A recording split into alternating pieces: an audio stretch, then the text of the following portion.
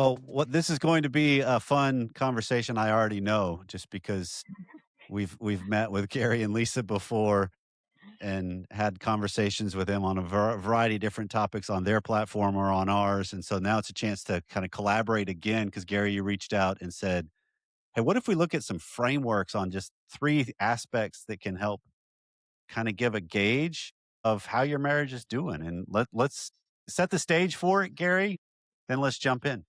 Well, I really appreciate you guys both doing it, Corey. We know everybody follows us for our hair. So if you can see the video, hey, I've just, as a pastor, I've seen three habits that are just very helpful for couples to think about if we want to grow our marriage this summer. What are some things we can think about? It's so easy just to start to coast. And there's some Mhm. seasons in life where that's inevitable. But if couples have time, they can look at these. I don't think these three habits are exclusive of any others. I think there's some others that are very helpful to look at. But I think these are three that I don't usually see put together and that really can have a powerful impact on continuing to increase your intimacy and to grow your marriage. And I thought you guys would be a perfect couple for a number of reasons. Your ministry really focuses on the third one that we'll mention. I know you've been going on a life journey that will really hit the second one. And I just think your life testimony reflects well on the first one. So when I was thinking about who we wanted to do this talk with another couple, you and Pam just seemed like the ideal. So I was thrilled when you said yes. Perfect. Well, So let's so roll. lay them out. Well, let's go through the 3, just kind of overview, and then we'll just bullet point through each of them deeper. Well, can we keep the tension going and do it one by one? I see what you're doing. Wow, this is not your first rodeo in showbiz here. Here we go. So the first one I see that I have talked a lot about is just making spiritual purpose a new hobby in your marriage. I've seen couples suffocate each other by focusing too much on their relationship. And the questions are, why won't he do this for me? Why won't she do that for me? Instead of ever getting together and praying, why don't we do this for God? And Corey, the longest lasting marriages I know that grow in intimacy live for a purpose greater than themselves.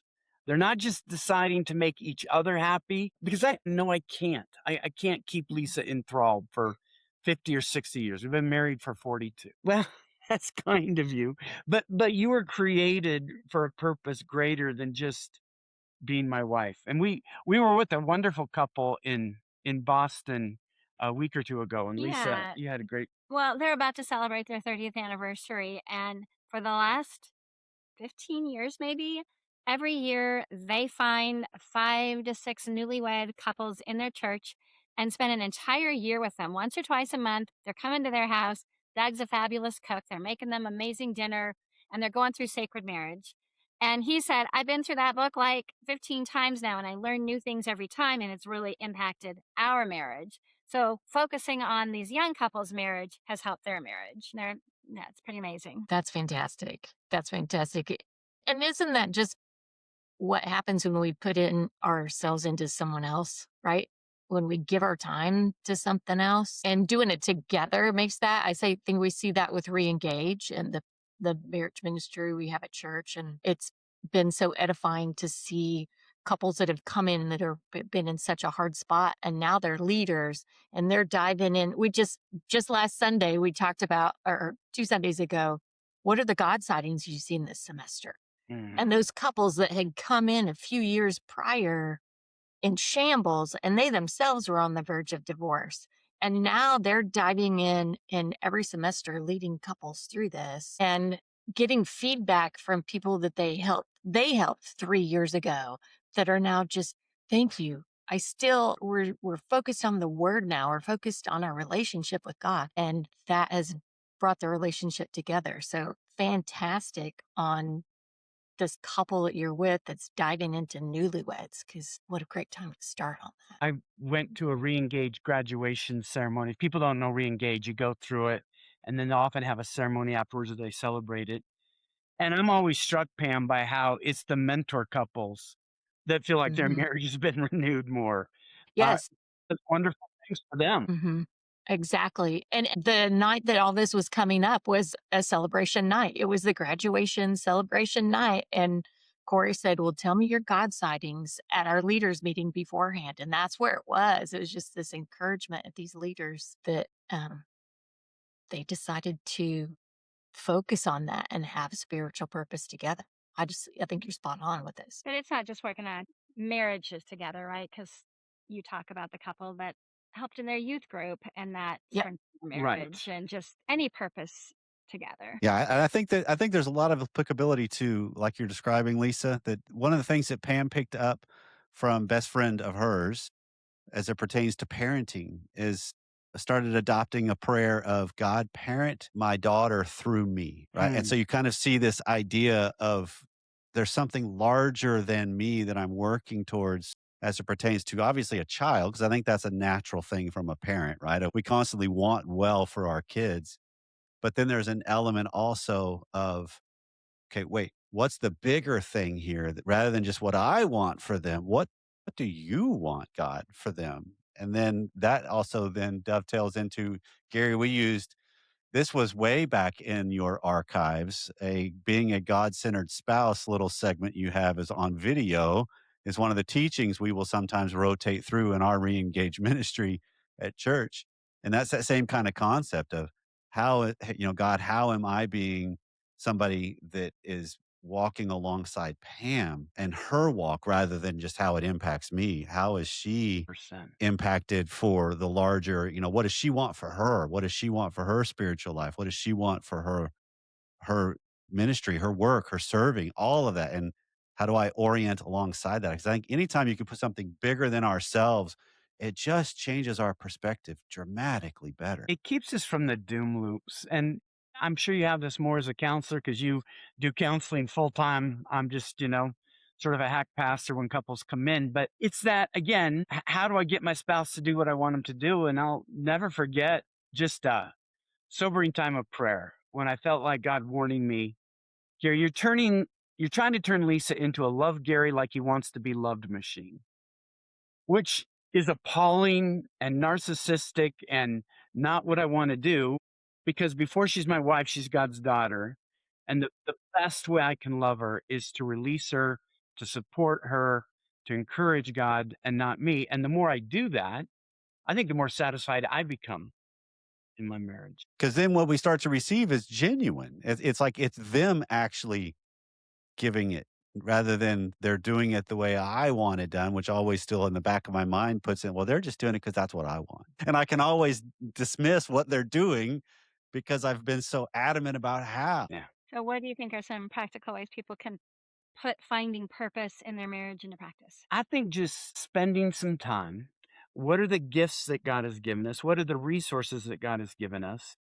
And how do we pray together? God, what do you want us to do for you together? And the interests. Yeah. And I think it's interesting with Doug and Julie. This is Doug's second marriage, it's Julie's first. And often I found people when they've had a first marriage that went astray, and Doug will freely say, well, I think he was too involved with his work, is what he would say in his first marriage. He tried. He gave it as much of a try as the guy could to make it work. It wasn't anyway. That's one of these we said. But I'm finding that other couples, when they realize that, they're saying, by not doing this, we realize the pain that can lead to a divorce.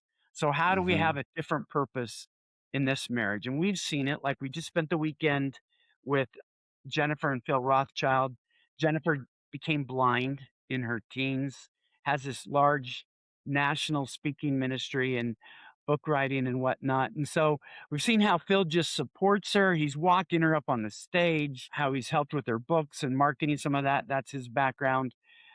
With Lisa and I, she's just focusing on my ministry all the time. And I got to say, for me, I don't think Lisa would agree with this. We feel closer when we're ministering together than we're on vacation because we have such different views of vacation. Well documented too. With if you listen to some of your different talks Yeah, as well, that's a it's well why I don't want to documented difference you retire. I have. want us to keep working so that our marriage keeps growing. Well, because I just appreciate so much how you step up and what it means and Oh whatnot. my gosh. So, I mean, I think selfishness is at the core of all we do. And Corey, you're so good in your podcast and in your writing saying, hey, we got to look at the stuff in our heart and the ugly realities that we will struggle with to the rest of our life. And I think selfishness is a big one.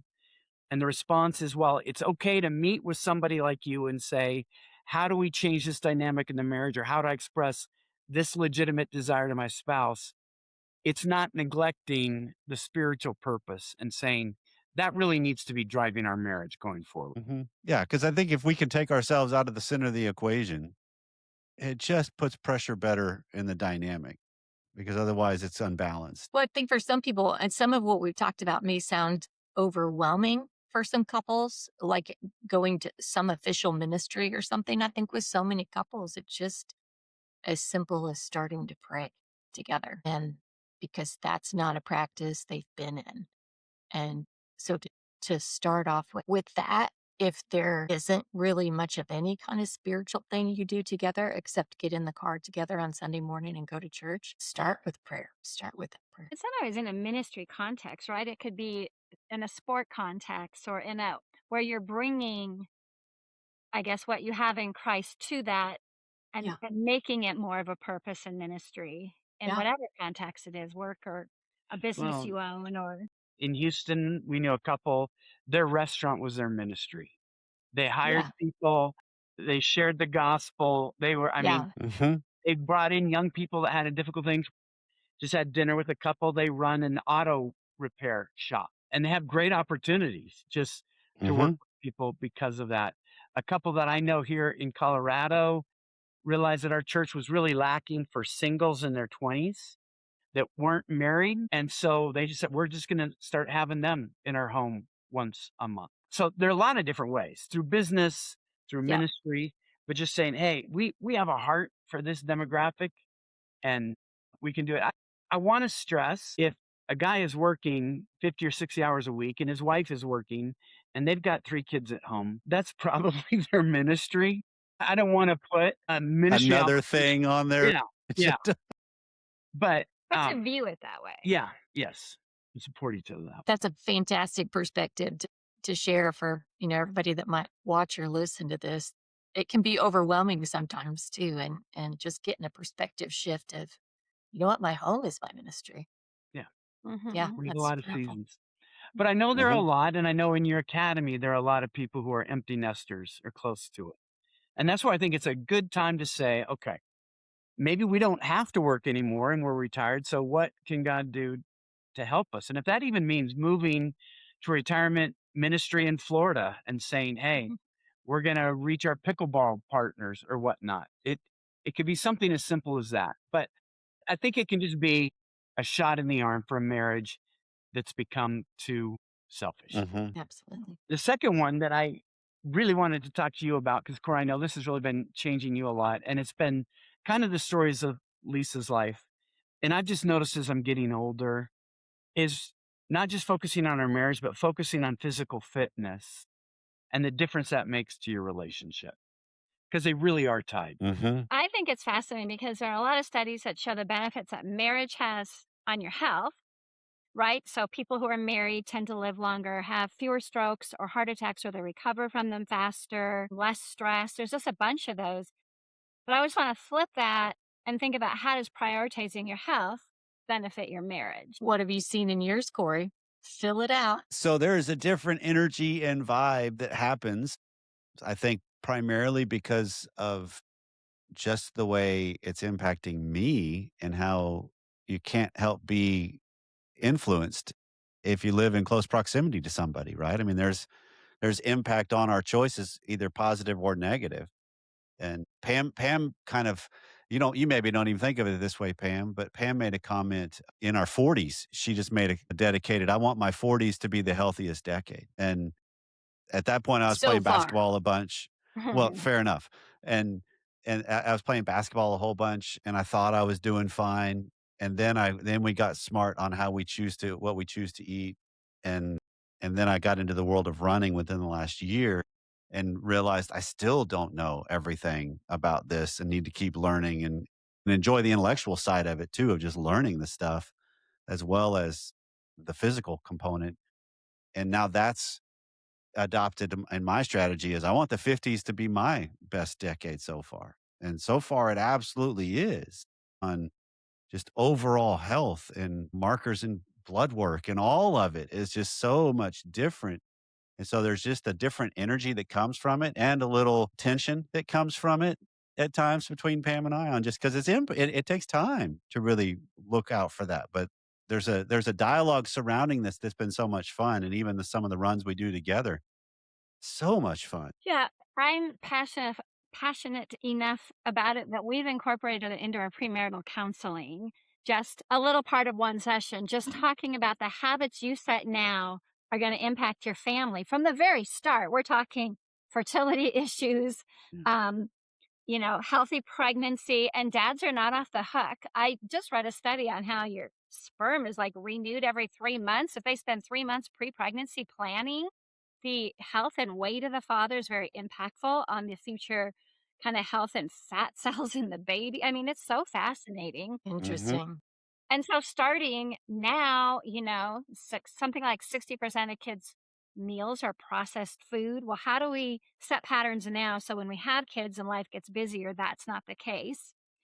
All the Hmm. way to old people, because like we saw with Gary's dad, his lack of focusing, he walked, but he didn't focus on anything with strength, coordination, or balance. Hmm. And the impact that puts on your family and the less kind of vibrant life you can have in those later years is just so impactful. And so I just don't think we think about, like, we think of it as an individual choice. I'm fine where I'm Hmm. at. I'm fine, sitting on the couch and eating processed food or whatever. But we don't really think about the impact that has on our family and our later years when we can get away with it maybe in the 20s. Yeah, it's very loving. Mhm.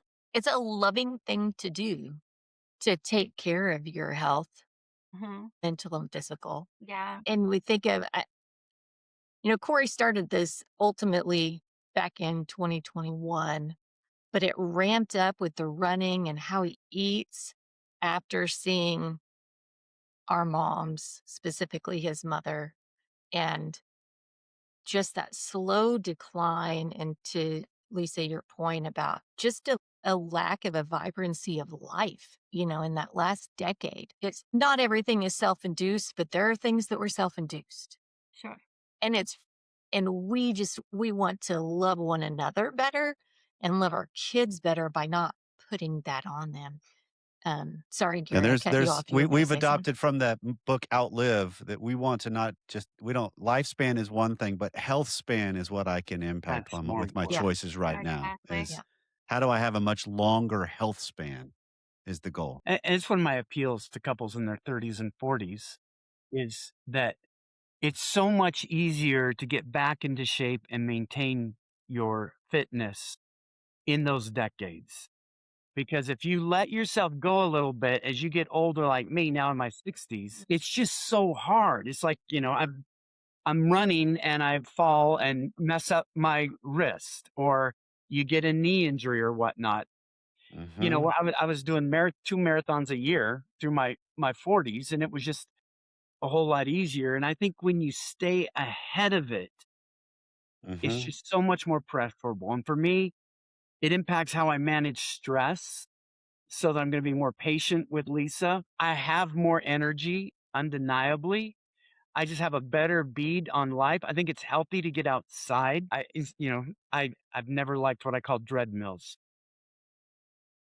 Yeah. For me, that's just exercising for the sake of exercising, but getting Yeah. outside and running Well, there's would benefits really, to breathing forest air and to sunlight on your skin and all of that. So I unless think it's, you're living in Texas this time of year and you will well, literally bake is no forest. outside. But That's why the run happens at 6:30 in the morning. yeah, Yeah, it goes early. Right. I mean, I just make, I guess, a caveat. If you've got two toddlers and a baby at home, you probably don't get to be a gym bro and use this as your excuse that you're there for 3 hours a day, right? It's not about being excessive or that kind of thing. But just, I like to say that in Genesis, God gives us plants and animals. And the more we can focus our diet on those two things, the more we can prioritize movement in all different ways, it's going to affect our inflammation, our mental health, our movement. And it gives you family. Like our son and his wife just sent pictures of their Mother's Day hike with their 7 and 4-year olds, and it's just lovely. Yeah. it gives you something to do together. Yeah. I have noticed a large number of couples where one is really into exercise and the other seems almost passively aggressively not into any exercise. Have you seen that, Corey? The mixed Yeah. couples, the Yeah. man or the woman does a triathlon and the other one just kind of laughs about it and whatnot. That's probably got a whole different psychological dynamic. But what I would say to couples is when you can support your spouse trying to get into shape, you will reap a lot of benefits from that. I have a friend, Mhm. Karen Yates, she's my agent's wife, and she just told about how having 2 kids and then an adopted kid, she just started to feel run down as she was eating snacks with the kids on the couch. And what turned her life around was going back to playing volleyball. She'd played in college, so she was pretty good, Hmm. but she wasn't in shape. And so it's embarrassing to get out there when you used to be really good and you're not in shape, but she stuck with it. And then getting into a little bit of shape with volleyball, now she's doing walks with the kids instead of watching TV. And then she's jogging a little bit. And she says it improved my outlook on me. It improved my outlook with my husband. It certainly improved our physical lives because I didn't want him to see me. And it was hard to give myself fully to him. And then I love this.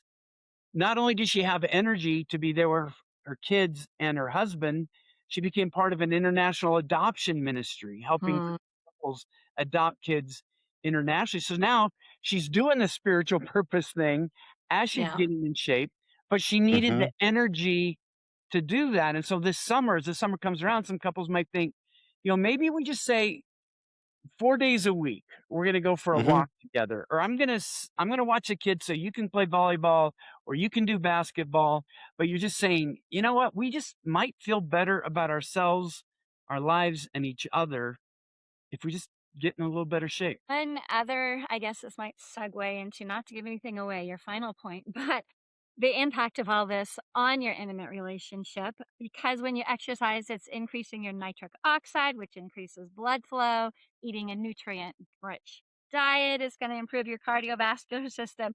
So, all of this improves your sex life. And I just read this statistic that people who feel like they're in good health are 4.5 times more likely to be sexually active, which is really fascinating because if you're sexually active, then that's improving your sleep and reducing your stress, lowers your blood pressure. So it's like this cyclical thing where Mhm. you're getting even more health benefits. I just love how God designed that. All these pieces of the pie just fit together, don't Yeah. they?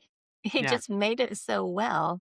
And I think that as Yeah. Americans, especially, we have such an inevitability mindset for growing old, like Alzheimer's, cancer, inability to move, that it's all inevitable. And a lot of it, not all of it, like you said, but there are a lot of lifestyle factors that influence all of that. And, let's just go into it saying we're going to have our best decade. Yeah, Mhm. exactly. Yeah, I'd say from the spouse's perspective, watching Corey go through this, the journey that he's been on, it's fun. I mean, I want an adventure to live, right? And Yeah. we've talked about a lot on our show that I'm the higher desire for adventure, right or wrong. I want him to lead the adventure. And it doesn't make any sense. But but this has been so much fun to watch him, to watch his body transform. That's really fun. To I was about to say it's gotta be the abs, isn't it, babe? They do feel pretty nice. But Visual. going to the races and just seeing you get excited about it, to see you just when you in the middle of the races and you're stoked while you're still in the middle of a race, finishing and doing those together. And I love your desire to want me to do that with you. And so I don't know, it's just added an adventure.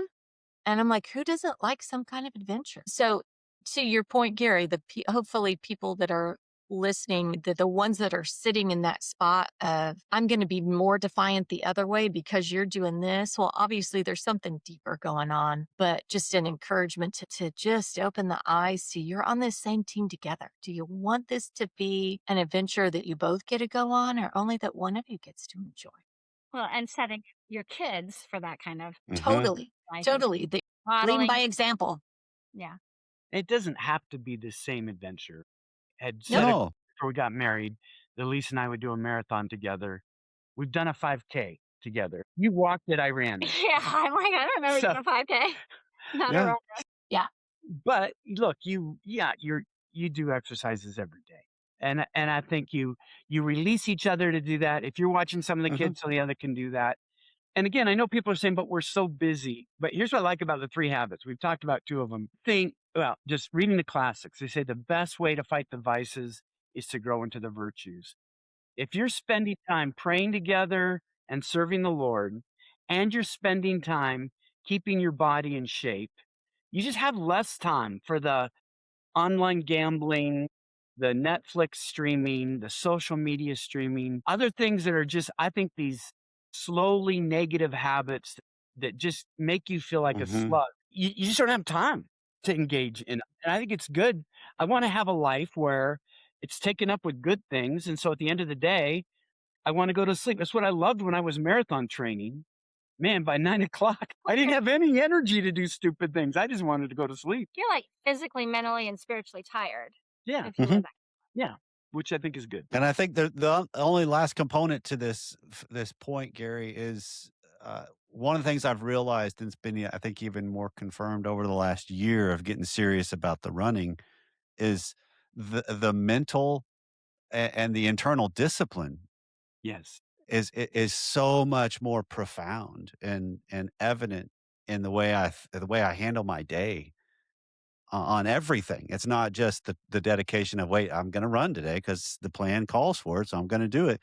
There's also other things. "What I'm gonna set it I said I'm gonna do that, so I'm gonna do it." And that's the impact I think that impacts even more than the fact that I'm out there running. It's the fact that there's a consistency, there's an integrity, there's a character development that's happening as well, and that's the stuff that I think of the couple you're describing where one is really into it and the other isn't. Okay, but wait, what about the discipline they have? How is your discipline matching theirs? And just some of the things that you say are valuable and important to you, are you refining yourself and living what's valuable and important to you, even if it's not the same as what they're doing? And that's an aligning too. And that I think we don't need to miss that. Jesus said many times, "Deny yourself and take up your cross." And I don't think running or lifting weights is sort of like denying yourself, take up your cross. But what I say is getting stronger physically makes me more willing to carry the cross. It's not an act of carrying the cross, but it's creating what you said, Corey, that determination of, I may not feel like doing this. I need to do this. I'm gonna do this. Or well, the third one, or did you want to say something, Pam, about the second one before going on to the third? No, no. So we've got spiritual purpose as a new hobby, physical fitness, focusing on that. The third one, I want to just talk about sexual intimacy as a hobby in this light. When somebody thinks of having a hobby, they're going to read about it. They get a golf magazine.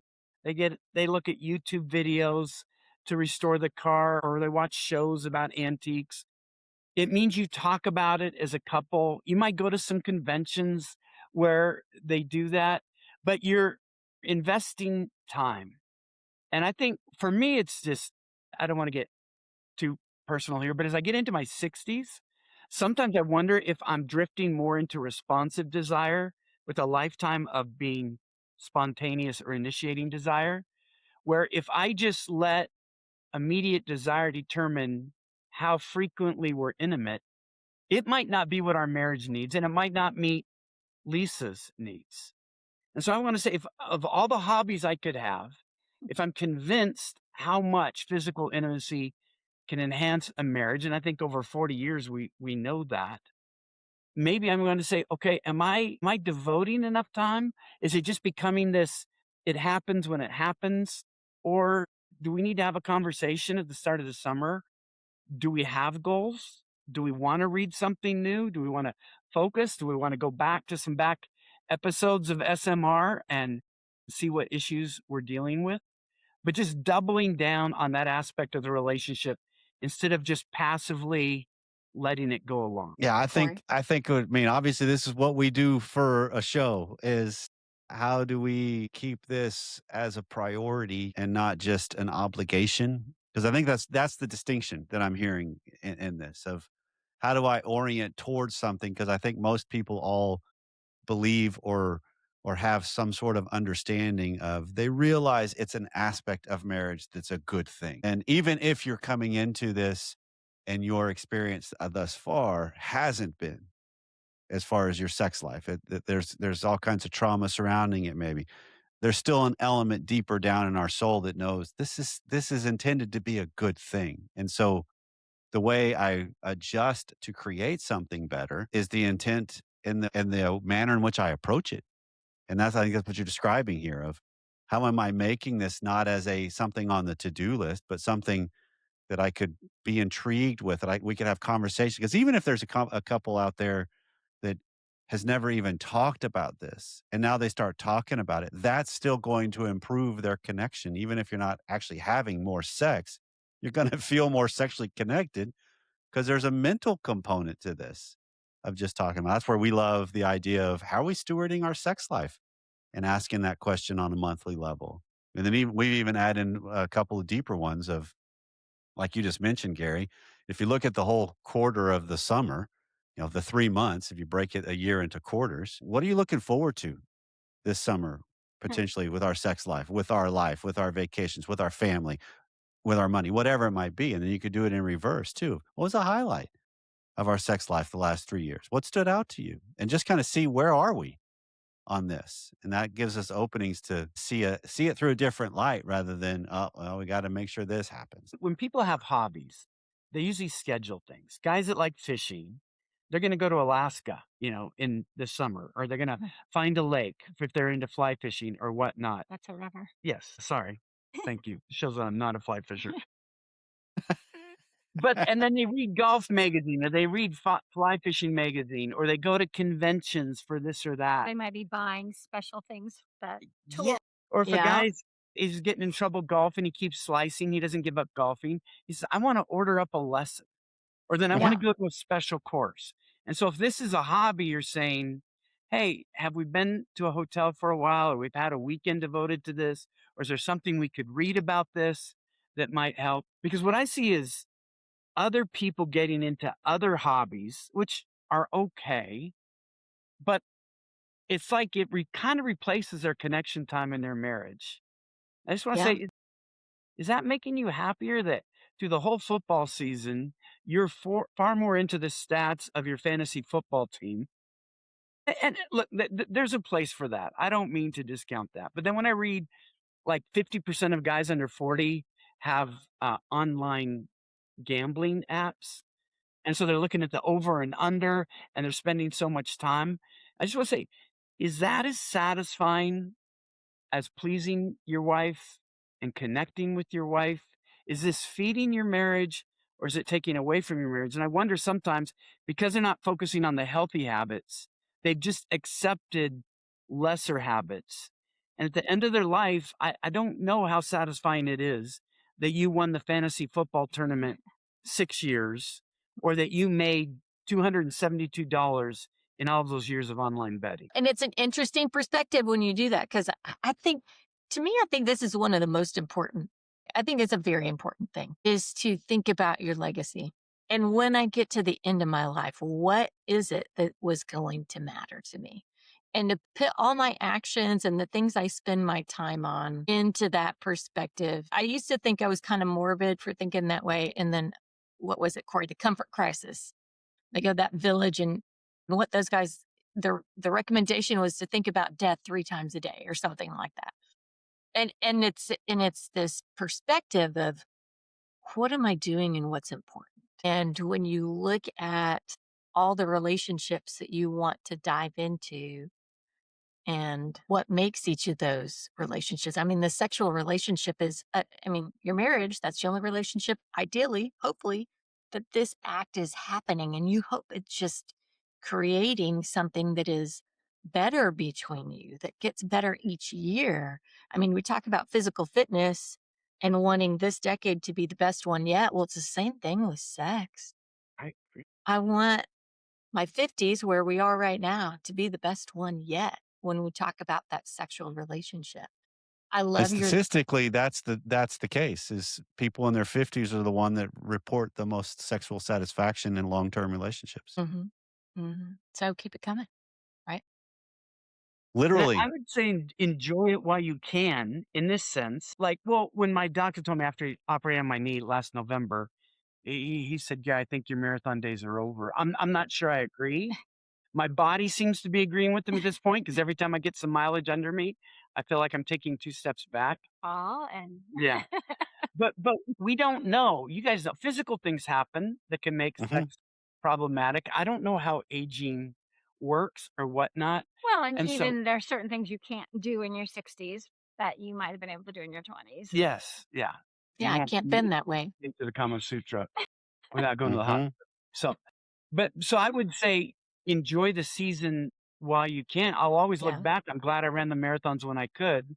And I think in this aspect, Pam, you're right. It's like maybe this is a decade where people said, we've gotten these separate hobbies. Is this the kind of marriage we want? And is this the summer to say, let's focus on one of these things or two of these things and maybe come back together instead of slowly growing apart? Well, Mhm. yeah, and it's about making that thing that you're already doing together anyway. I'm assuming people are already doing it together, just making it better, right? And that's where your comment about let's have a conversation about it. Um, let's look up SMR. There's good wholesome resources out there. Your books. Get to some good meat that's wholesome out there that can take us to a better spot. We got to keep learning. It's even about our sex life. Mhm. Some of my Substack people may not know SMR, so I want to say that outright. If this is an area where you're thinking I want to focus on, Yeah. look, I've mentioned Corey maybe 10 times, but SMR, is it SMR? SMR.fm is FM. the actual That's address. right. Sexy Marriage Radio, where a program that not exclusively, but I'd say predominantly focuses on the intimate relationship. Lisa and I are members of the Academy Lifetime where you can have discussions and occasionally participate in that. But it really is a place where you can have some healthy discussions and ask some questions. And Corey and Pam bring up the issues that, look, if you've got an issue in your marriage, it's in one of their podcasts, at least. At Yeah. least Mhm. That's the goal. We don't want to back off from anything, but same thing with what you're writing. And I appreciate you're not holding back from it, right? You're talking about the whole aspect of this. So yeah, go out there and research. I love how you're associating this to the guy that's fishing or golfing, and he's going to go take more lessons if he keeps slicing, or he's going to read a book about how to fix it, or talk to buddies that have walked that path before. Confidence that you've got confidants that have walked through this before as well. And I think the overall theme with this topic is still it seems like this isn't to me when you're talking about as we age and making our sex lives a priority and even as a hobby, it's not necessarily it's a hobby like I'm learning new techniques to have sex. It's I'm learning myself and my spouse as we are connecting because that's the one thing that's been a universal truth of regardless of age of couples I've worked with on this particular subject, the main thing that they say they want is, I just want better connection during our sex life. It's not, how do we practice this position? Right. Right. It's like, no, that's not what we're talking about because there's so much meaning in this that's so much beyond our body. There's a spiritual component. Absolutely. This is where this all fits together, Gary. There's a spiritual component that fits to our sex lives. There's a physical component that fits to our sex lives. There's a marital component. There's a relational, mental, all of it.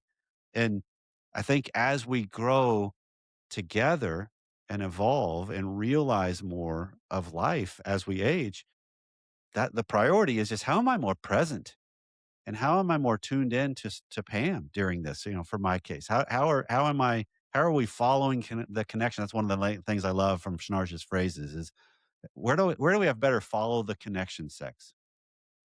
Where it's like, we don't have a script in mind. We're just gonna see where it goes. And it's just because we're both there and in tune and kinda gauging and that's what I think most people are calling out for and don't really know how to articulate it. And that's, I think, what we're describing here is, how do I have more personal sex in my marriage? and there can be so many different kinds. Deborah and I talk about Mhm. in the book Married Sex, where it's choose your adventure, how every position to some couples can speak of a different experience. It can be Mhm. fun, it can be sensual, it can be athletic, it can be, furious and just you both desire each other. And marriage makes room for all of those. And I think marriage is healthy when you have all of those. Just like Yeah. you Mhm. probably don't want to play the same golf course every week. Oh, some guys might. But when you talk about getting older too, I used to laugh because when I was a younger man playing a golf, I don't really play much anymore. I would laugh at these seniors who they had lost their drive, but they hit it straight down the fairway, 175 yards, and beat us all because we're slicing off into the woods or we're hooking into the water. They had learned to adapt their game to what they can do. And I think Mhm. marriage, instead of giving up, just saying, we have a possibility of connection we never have. Maybe we not have the same physical bodies, but our kids aren't home, so we can start at 7:30 or 8 PM and Yeah. spend more time connecting. Mhm. You instead of just letting it go, instead of drifting apart, looking at these as 3 ways of, "Hey, how are we doing? How are we connecting?" Yeah, that's so good, and that's such a great nostalgia memory because I played golf with my grandfather Mm, early in our marriage. I would go down yeah. regularly and play, and it was the same thing. He was in his late 70s at the time, I think, and every club, didn't matter the club, 150 to 160 yards straight down the middle, and then by the time I meet him after I've done my trek through the woods and I meet him back at the cart, he's like, "What'd you get?" I'm like, "I got a bogey." He's like, "I got a par every single hole." He killed me. So good. So, I just hope couples can see this as just an invitation. 3 things. How's your spiritual purpose? Are you kinda suffocating with selfishness? Maybe you say, "No, we've got that down." Physical fitness. Do you feel lethargic? Do you not have energy for each other? Do you not have the health to be intimate or there for each other? And Can go I add ahead. something to Yeah. that one that I just thought of? It's just that we don't know what the future holds. And Gary and I have already had seasons of needing to caretake for each other. And if that ends up being something I need to do again, I want the energy and strength to do that. And, Gary had to get me up or whatever. Like, he After your wants hip to have surgery. the energy and strength to take care of me. And so I just think it's just such a sweet motivation to Mhm. care for each other well. Like, Yeah. it's going to help us show up for each other better now, but I just think throughout life and towards the end of life. Mhm. I mean, all of these have kind of that component of whatever you do, do it all for the glory of God, I think.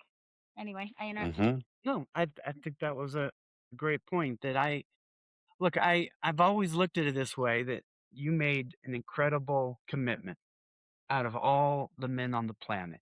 You That were said, clamoring after me. sure they were. That you would be married to Awesome. me, and I don't wanna take that for granted. I wanna be your brother in Christ. I wanna keep myself in good enough physical condition to love you. I don't the only intimate life you can experience is one that I choose to have with you biblically, and I don't wanna take that for granted. And I think we'll both be happier. And at the end, when we look back on memories, it'll be our connection, not our individual pursuits that we remember. Not that it's wrong for a guy to enjoy chess on the computer. He's playing. I mean, I read novels. Lisa reads novels. We don't do everything together, but I think that you get those 3 things together, and then you have what's left over for the other separate things. That's so good, Gary. Thanks for setting this up, man. This has been fantastic. Yeah.